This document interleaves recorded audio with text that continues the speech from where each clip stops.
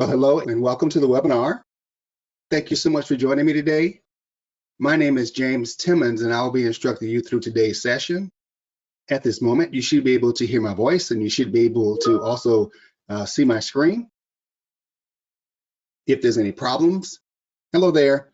Please feel free to dial the webinar support number at 877-582-7011. Thank you so much. Guys, today we're going to talk about advanced stitch techniques inside the Willcome Embroidery Studio, the 2025 edition.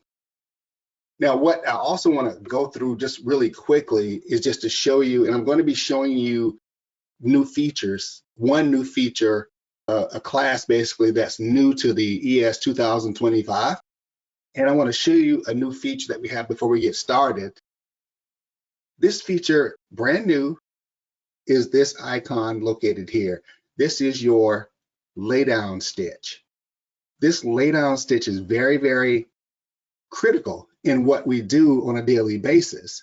Now I'm going to just show you really quickly just a kind of view here of what it's going to be right here. Please, one moment, please. Let me close this out really quick. I do apologize for the delay. Let's see here. I just want to make sure I close that out. Okay, getting back to what we were talking about, I'm going to show you just really quickly here.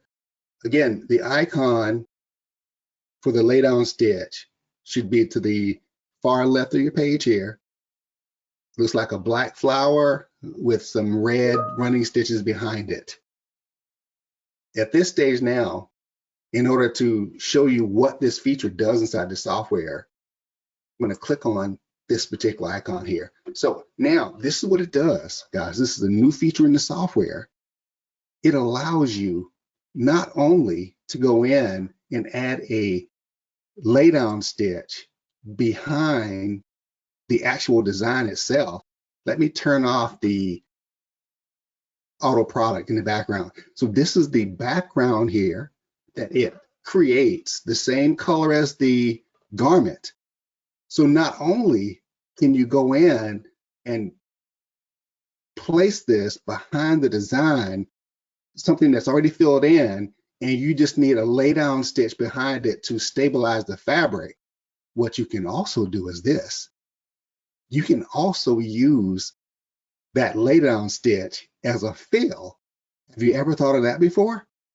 And you could use this as a fill, and you can stitch around that particular object as well.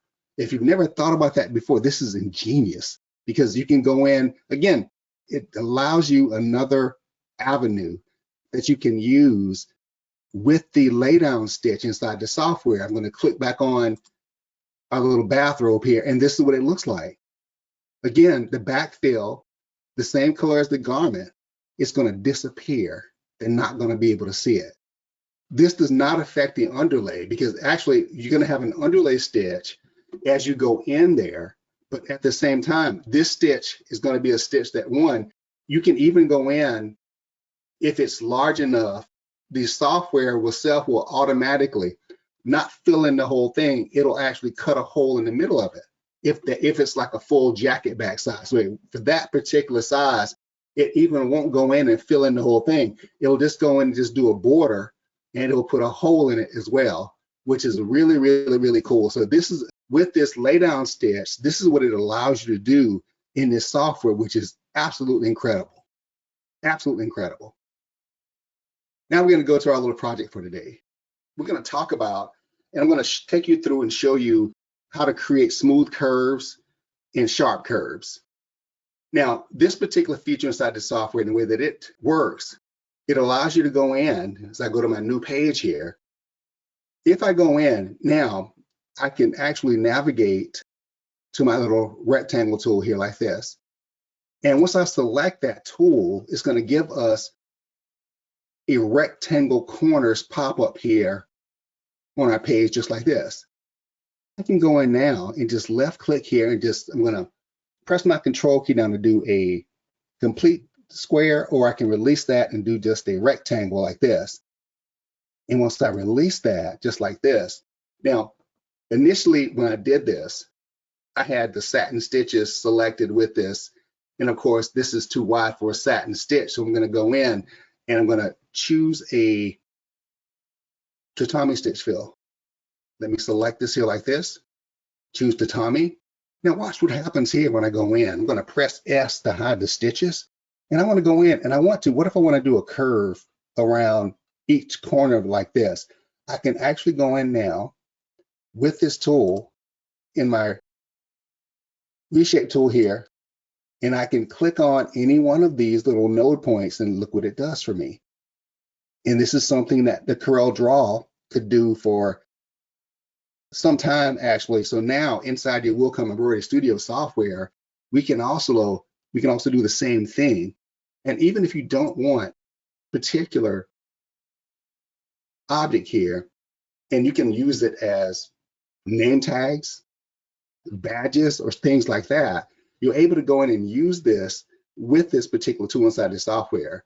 As I navigate back up top and I click on the stitches here, I can go in, you could use this as a fill, or I can navigate down and I can change this into a satin stitch like this just by selecting this icon on the bottom here, and you can still do the same thing. What if I don't want the curves around each one of these corners here?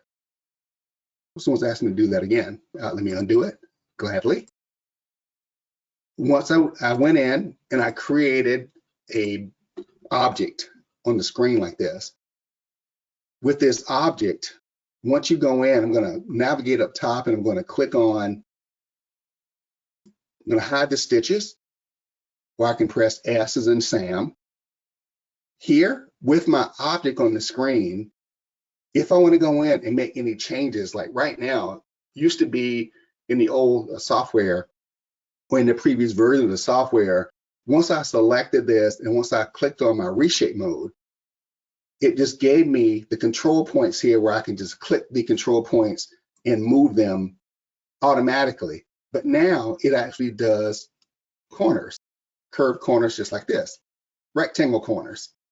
And it does that automatically now. You'll also see a difference inside your color object list here as well. You see this item here that I just selected. You see there's a dotted red line around this now. Okay, and so this is the difference between what it does in the new ES 2025 versus the digital version of the software. If you want to go in, let me show you this also. I'm going to undo this. I'm going to click on my pick tool and I'm going to navigate up top here. Or I can do it this way. I'm going to right click on this, hold my mouse button down and drag this down to the bottom like this and release this. This is going to do a quick clone for me. Once I've done this quick clone, now normally, we said James in the past, whenever I wanted to just move a node point, I would go to my reshape mode and I would just click on the node point and move it. But now it doesn't give me that option inside the software because again, this is a new feature inside the software. At this point now, if you don't want to put the curves around it, I'm going to undo this. You need to go in and select it, right click on this and break it apart. Once I choose break apart, now I can navigate back to my reshape mode. And you see the color of the node points also have changed. These are yellow, these are blue. Okay, now if I want to just use and just move one, I can do that now. So this is what you'll have to do now because of the changes in the program. Let's go back here to our first one. As I select this here, I left click the rectangle and I draw my rectangle on the page like this. Initially with this size and with the satin stitch is too wide. Therefore, it's not going to show the stitching because it's too wide for a regular machine to stitch it. So I'm going to go in, I'm going to click the select tool and I'm going to change this up top here to the tatami stitch. And when I go back up to the top here like this, I'm going to hide the stitches. Now, as far as me going in, if I want to duplicate this or do a quick clone of this, I right click this and drag it down like that and release my right mouse button. For this first one here again, now when I click my reshape tool here, notice the node points here, the control points here are blue. They used to be yellow, but that has changed.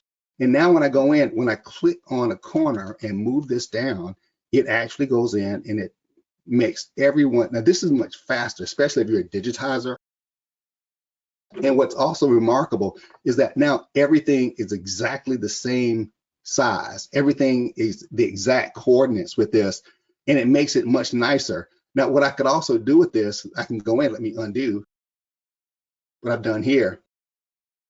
If I go in, like right now, everything is locked. Okay, and that's what you see here. And when I select, I'm going to unlock it. In this case now, I can just grab one. It will still do them all like this, but I can adjust this by simply going in and now changing them individually. Let me go in, if I want to make this 1.2, it's going to make it a 1.2 inches, as you see here.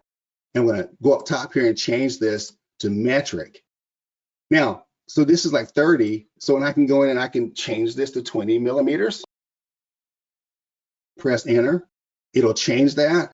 And so you can do them individually now, or you can do them separately. And it's totally up to you how you want to go in and do those. You can also go in and you can adjust these. When I go here, if I make this 0.7, press enter, it goes in and does this. So as I zoom in here now, so you can go in, because again, like I said before, they're unlocked now. And this means that I could actually go in and control those.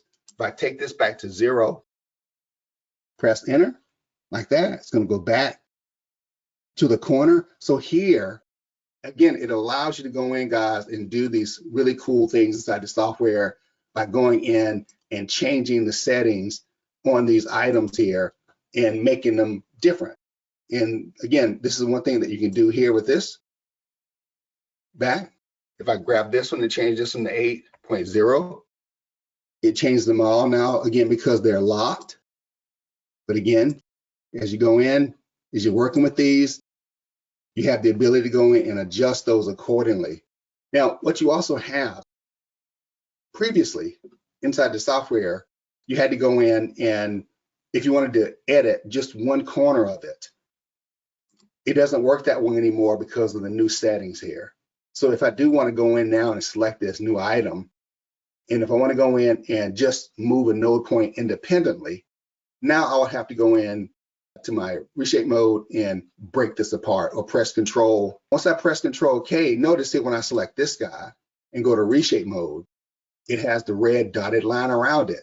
But the second one here, it also has it, but I can now move these corners independently now as well. So that's the difference between how it used to be and how it is now, and what you have to do to go in and make those changes inside the software. Great tool inside the software. I have a question here. Can you use that on irregular shapes to smooth the lines? You can use this on irregular shapes. Now, it's not like an automatic. In Corel, you have an automatic tool that you go in and you draw an irregular shape and it automatically fixes it to make it perfect. It's not the same way. It doesn't work the same way here in this one as it does there. Okay, yeah.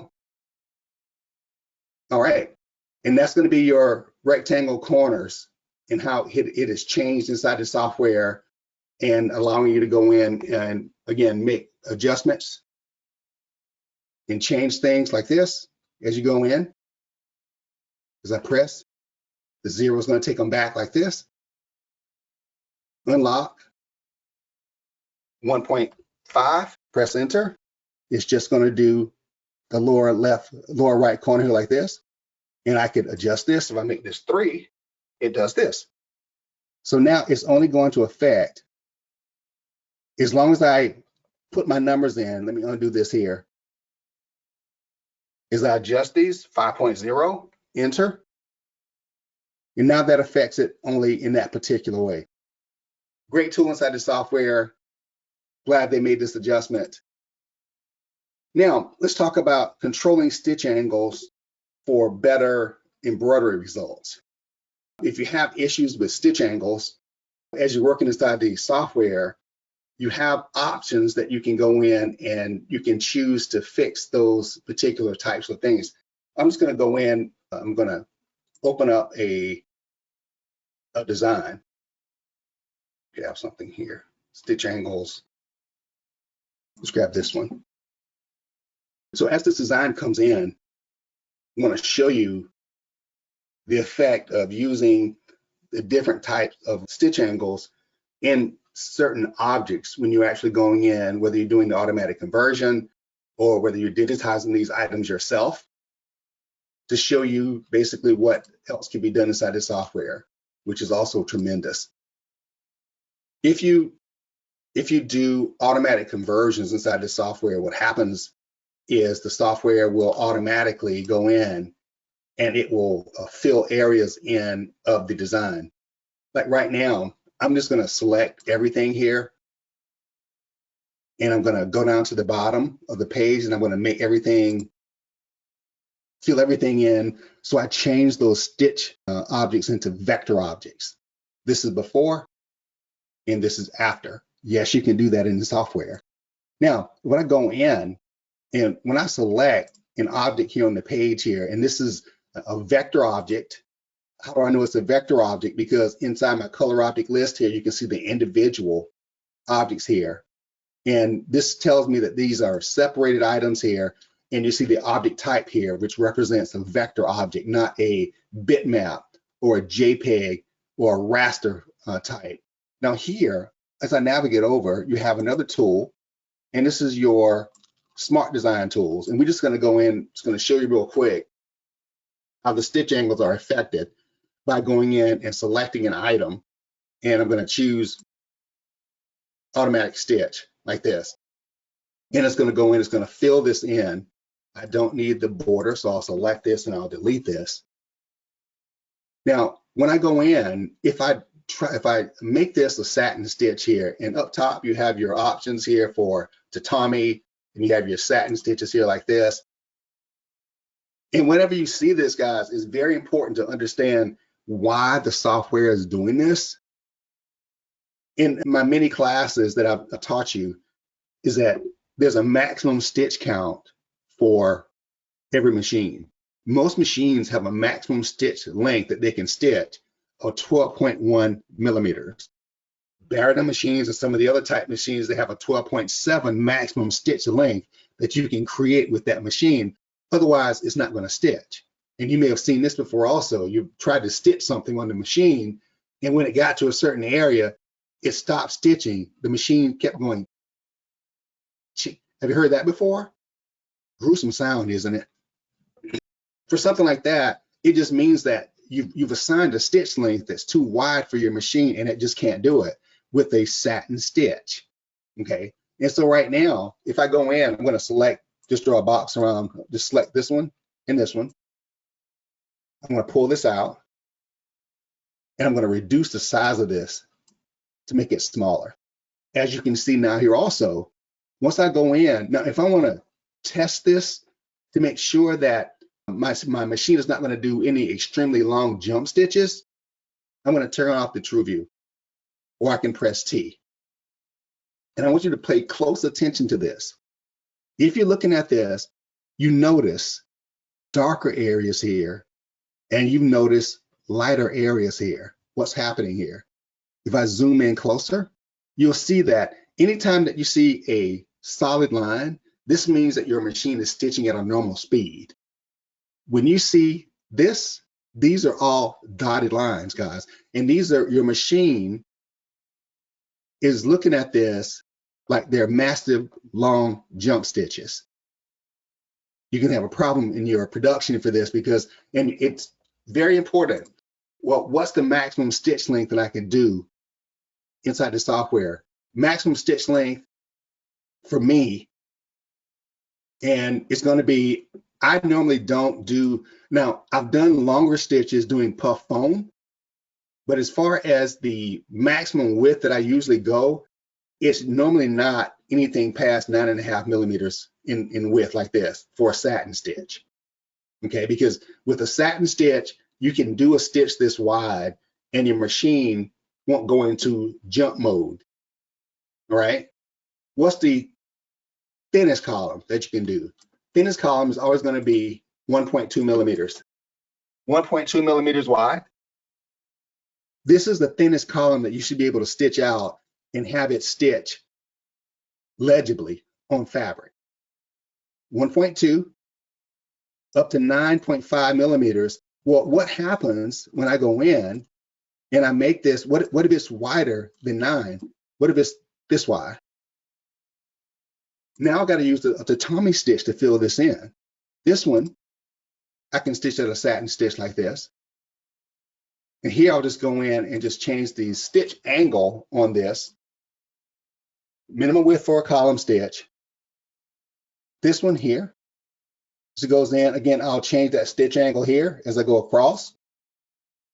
But this one, I cannot do as a satin stitch because it's too wide. Your machine will not recognize this width. For anything like this, guys, you must change this stitch type to a tatami stitch. Well, what's so important about that? I'll tell you what's important about it. This stitch, minimum stitch, is going to stitch approximately 50 stitches per centimeter on your machine. If you have a column stitch, it's going to be something like this. This is going to stitch approximately 70 to 120 stitches on your machine per centimeter. This one is going to stitch a little bit more. But this one, this stitch type, this tatami stitch, guys, is going to stitch 200 stitches per square centimeter. Which one of these objects is going to take you more time to stitch in production? And this is very important. If you're running one garment, it may be fine, but what if you're running 50 dozen? Okay, you're going to have a major issue, what we call a nightmare on embroidery street. And I have a question here about changing the stitch type here to a vector. It's very simple. You have inside your software, you have your vector outlines, and you also have inside your fills, you have your fills. If I select an object like this, and I want to change this to a vector, all I've got to do is just select the vector tool. It will populate my Docker here for my vector, and I can either change the color, and this is going to be the border here. In this border, I can change this border color, and I can make it wider. Did you know you can do this inside your software, guys? I can't tell you how many designs I actually created from scratch, from inside the Wilcom embroidery side into vector. So I created vector designs. Now you can't get as advanced as what you can do in Corel Draw or Illustrator because those two are purely graphic programs. The Wilcom Embroidery Studio is an embroidery software, so we're limited. We have limitations as far as what we can do as far as blending colors and things like that, you know, going in and adding highlights and making sure using a fuzzy edge on highlights and things like that. But this is what you can do, guys. This software, this is why I get so excited, and I have to slow myself down because this software does so much, guys, and you can do so many things with this software. And this is just one class, okay? And so with this is how you go in and do your vector, changing it from a stitch object to a vector object. Now let's get back here to our little leaf. Our little leaf here.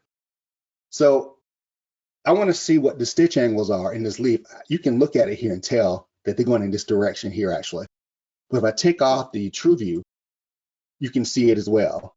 Now what I want to do here is I want to change the stitch angle. And once I select this, I'm going to navigate over.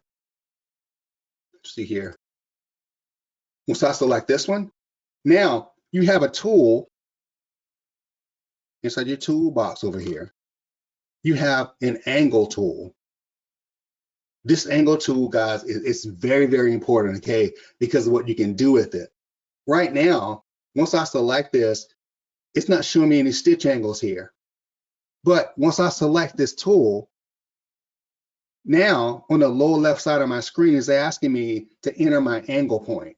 Now I want you to watch this. Now again, I mentioned to you before about why you're getting dark areas here and light areas here because these stitches are way too long.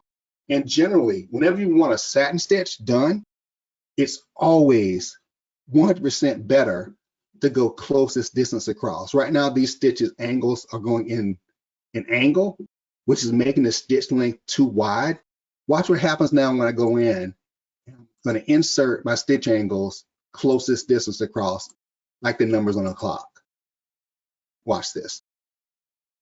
And you just can't make this stuff up, guys. Here and here, and I'm going to press enter. It went from this, can't stitch this because the stitch lines are too wide for my machine, to this. Okay? Always shortest distance across.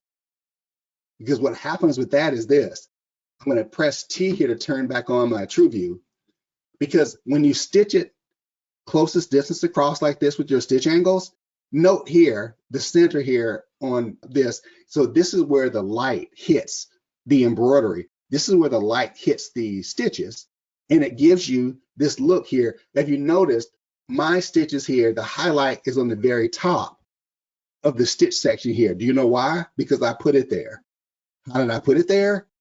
All you got to do, you go to setup. In your setup, you have your options tab here like this. In options, you have, how do I want to view my design? And you click view design. Here, as you scroll down this list, you have true view. Here are my true view options here. I always go in and I select this. The default is set to the corner. I don't want my light hitting the corner. I want my light at 12 o'clock. So I always go in and I use above for the, so here in my thickness here, the default here is at thick here for the thread thickness. I want my light to show at 12 o'clock. And once I click OK, that light source is going to move now to 12 o'clock. Why is this important? Well, it gives a much better display and much more live action when that light is directly on top of the stitches. You see how this looks here? Watch what happens when I go in here and watch, I'm going to add stitch angles. Now watch what happens to this light source here when I go in and I make these stitches closest distance across like this. Now watch the light source change. Watch when I press enter. 1, 2, 3. You see that? Because it's stitching straight across at the closest distance across now. So now it's going to be a more three-dimensional view here because the light source is at 12 o'clock. That's what I'm talking about. I have another question here. Can I import the graphic as a PNG or other graphic files? You know what? I'm so glad you asked me that question. The question is, with the graphics, can you export those out as a PNG file? I'll go one step further for you. Let me do this. I'm going to go to File. I'm going to open a design. And guys, this is again why I get so excited about the software because I'm telling you, it's absolutely amazing. So right now, if I go in, and let's say I want to go in and I want to, let me grab this design. I'm going to open this design up like this. I'm going to open it up.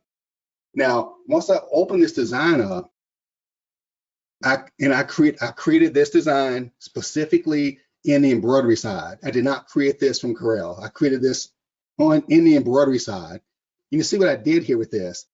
I have a stitch object here in the middle, and I created a vector object around it like this. Did you know you can do this inside the software? I'm telling you, you can't make this stuff up, guys. Watch this. I need to go now, and I want to separate these two object files here. If I go in right now with the embroidery, I can navigate up top here to File. I can scroll down here to where it says create a virtual decoration bitmap. You're going to love this. Watch this. Now I'm going to change the resolution. It should at least be 300.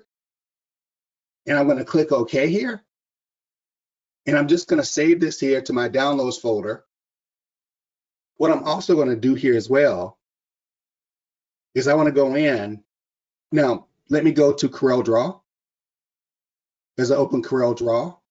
So this, to the depth of where you can go with this software, has changed dramatically from just being a graphic or an embroidery software to now you can do multimedia inside this software.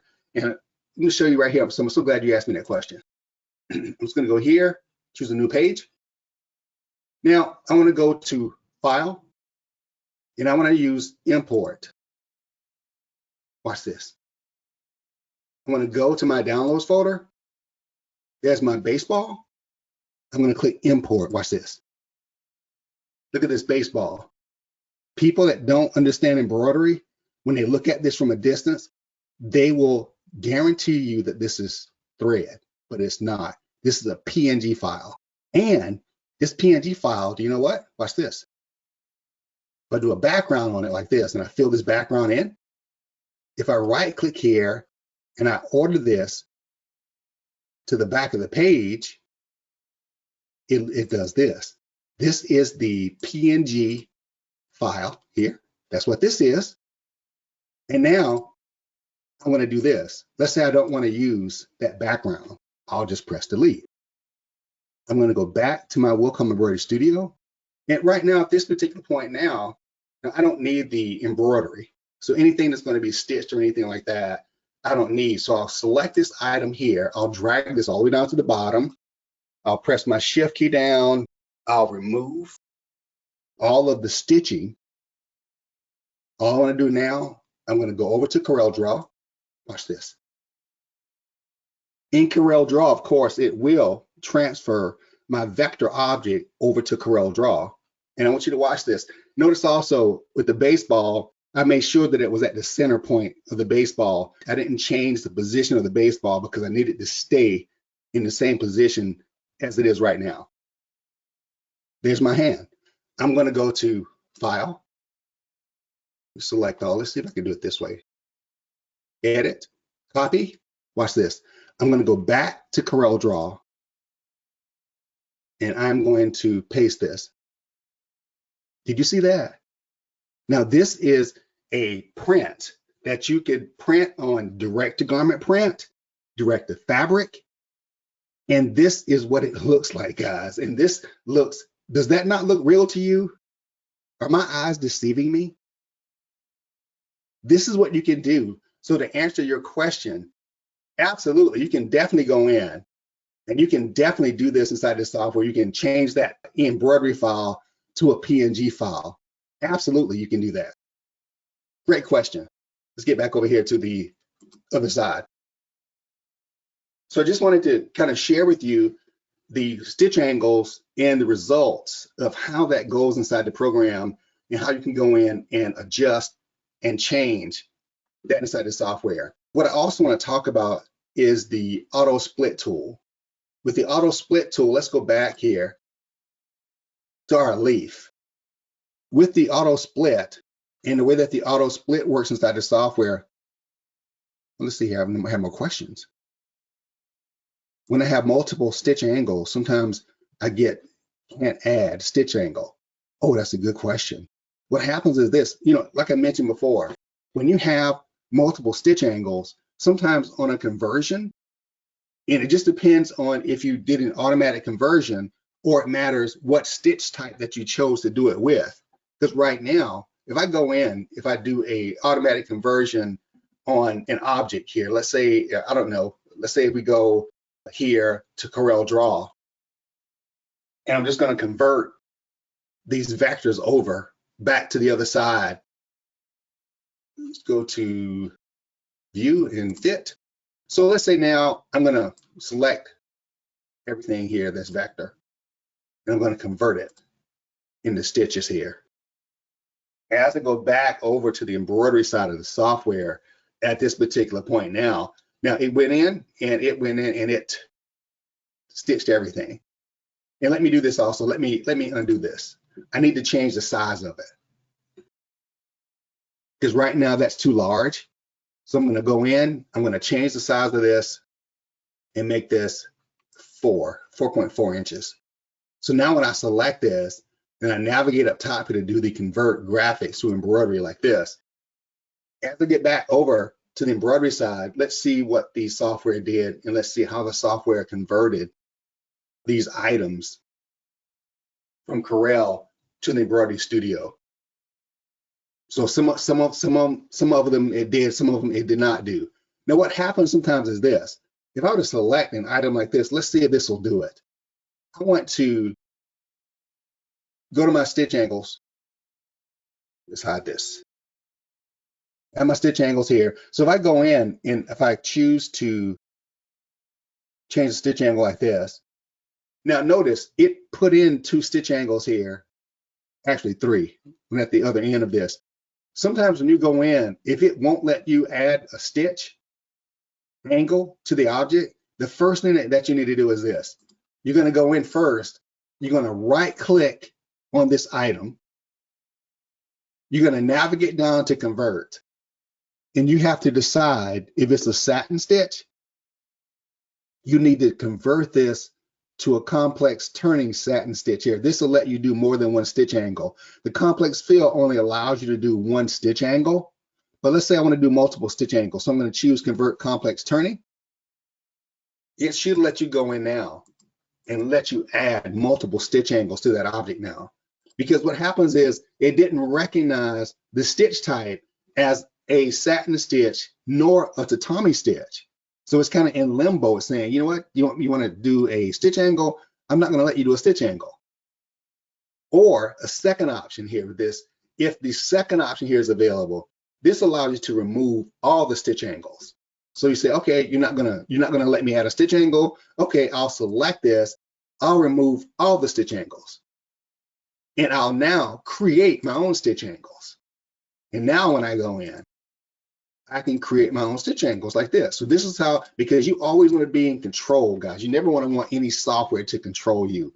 You want to control the software because you control the software, you control the embroidery machine, period. And that's where you want to be. So again, if you go in, if it won't let you do it, this is what you need to do. I'm going to click this one here and press delete. Yeah, this is a good one here. This one right now, if I were to right click this and do a stitch angle, look at that. This, watch this. Or you can't do one in the wrong direction. If you do the stitch angle in the wrong direction, it's going to say, no, not today. So I press enter. Now I got all these stitch angles in here. And this is crazy. And you don't want this. When I look at this, watch this. I don't want to use, because look at this, guys. This H has 1, 2, 3, 4. It has 5 sections on it, right? 5 sections. But it's looking at it like it's only a single item. And it only works with letter O's, okay, or S's, because they only have 1 section. This needs to be divided into 1, 2, 3, 4, 5 sections, or something similar. Well, how do I do this? You're going to navigate over here. You're going to click on your break apart tool. You're going to click to the center here, navigate over like this. Watch this. When this happens, you're going to have this option available. It won't be available all the time, but sometimes if you have multiple objects trying to be combined into one, you'll have this automatic knife tool. This manual knife tool lets me control wherever I want to do a cut, but the system takes over. Let's see what the system does when I click automatic. See that? Let's change the color on it so you can see it again. Again, automatic knife tool. And you have to do this individually now to go in and set this up, right? And at the same time too, and some of you may have tried this before also. Now I want to go to my fills. I can change my modulate setting here or my auto spacing here to 80% like this. So this is the correct way to do a letter like this. Same thing with the T, okay? And the W. The O is fine because it's just a single item. But the T also has to be represented in that particular format here. If this is available, that's what I'm going to select to do, guys. And that's what you'll have to do to go in, because you have to do these individually to make sure that they're stitching correctly, or it's not going to look nice. when you stick, and as we all know, everything that goes out of our shop has our name on it. Okay. And so very, very, very great questions, guys.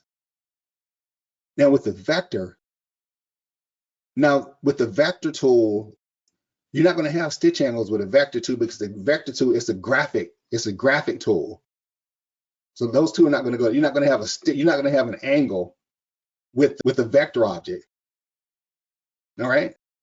Have more questions here? I have a question here also. My pleasure, guys. What created the run stitch border? What created that run stitch border was when the inside of the Corel Draw, once I took it over to Corel Draw, it saw the outlines and it actually took the outlines, and apparently there was an outline inside this outline was turned on inside the embroidery side. That's why it put the outline on there. Could have easily select this or click here inside this style and choose no line, and it would have not put the outline around it. So that's why I did that. Great questions. All right, guys. So now, as we're getting back with this auto split stitch can be used for items that are really wide. Like if this was a really wide item with the auto split stitch, in the way that it works inside the software, if I navigate and I right click and I go into my fills under my object properties, so like this, I'm going to have an option to use the auto spacing. And here's the auto split tool. It's set to 7.5. So any stitch, if this stitch is too long at 7.5 millimeters, as I select this, it's going to do a split like this.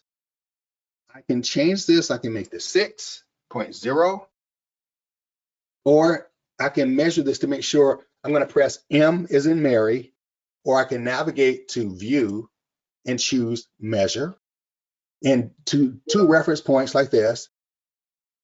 One, this is 11 point. This is way too wide for a regular satin stitch. That's too wide. So because of this, if I'm going to use a satin stitch for it, I'm going to be forced to use the auto split with it or something like this. If it's going to be that big. My only other option would be to go in and select this and use this as a tatami stitch.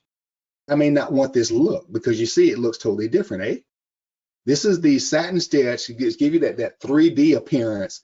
And this is the tatami stitch feel here, which gives you a flat appearance. You have to use this if the object is really wide, like for a jacket back or something like that. But if it's for a left chest design, you have two options with this. If you don't want to use the tatami fill, and this is too wide, your only other option would be to go in and make an adjustment. You can select the item here. I'm going to go up top. I'm going to press S or choose show hot stitches. Now, what I can do is this. I can select this item, and I can go to my reshape mode. And if it's too wide, I'm going to select. I can select this node point. I'm going to select it, left click it here, and I'm going to press my shift key down. I'm going to go all the way up to the top here, or right here in the middle, and left click this. It's going to select all the node points in between, and I'm going to move this closer in like this. This is what I'm going to have to do in order to get this to work now, because at least now when I press M for measure and I measure this width, it's 10. And if it needs to be even thinner than that, you can always select that item, guys. Go up top here to pull comp setting. You have your pull compensation, which has nothing to do with the column width. This is only active when the actual design is stitching out on the machine, because it overstitches the areas on the machine. I want column width. And watch this here. It won't give me the column width. Has that ever happened to you before? Well, like I mentioned earlier, you got to get around it.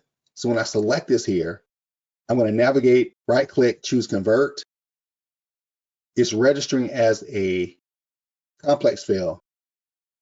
Also, if I navigate here to my color object list and right click on this, if I scroll down my list here and I see break apart, I'm going to choose break apart.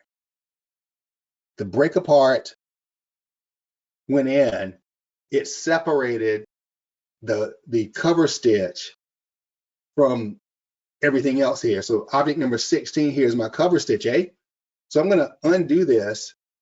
I'm going to select, because I don't need this one, I'm going to press shift to this one. I want to delete those now.